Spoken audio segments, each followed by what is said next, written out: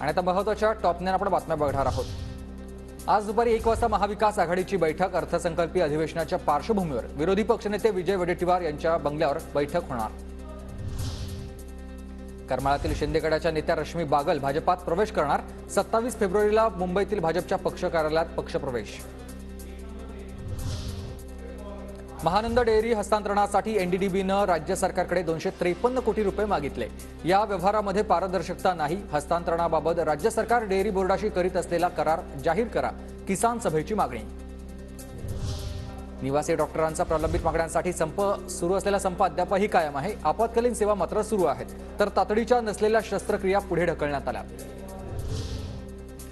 10वी आणि 12वीच्या शिक्षकांना निवडणुकीच्या कामातून वगळलं। मुंबईच्या मुख्य निवडणूक अधिकाऱ्यांच्या मुंबई पालिकेला सूचना। परीक्षेच्या वेळी शिक्षकाला निवडणुकीचे काम देणं टाळावं। मुख्य कार्यकारी अधिकारी श्रीकांत देशपांडेंच्या सूचना। मुंबईला पाणीपुरवठा करणाऱ्या 7 तलावांतील पाणी साठ्यात गतवर्षीच्या तुलनेत तब्बल 8% पाणी कमी।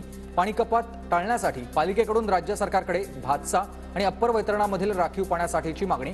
पाणी मिळालं नाही तर पाणी कपातीची शक्यता। म्हाडातील प्रकल्प वेळेत पूर्ण करणारे विकासकांना कंत्राटदारांना आता बक्षीस द्या आणि प्रकल्प वेळेत पूर्ण न करणाऱ्यांवर दंडात्मक कारवाई करा। मुख्यमंत्री एकनाथ शिंदेंचे म्हाडाला निर्देश। राज्यात काही भागात पुन्हा थंडीची लाट। नाशिकमधील निफाडमध्ये 5 अंश सेल्सिअस तापमानाची नोंद। वाढलेल्या थंडीमुळे द्राक्षांना तडे जाण्याची भीती, शेतकरी चिंतेत।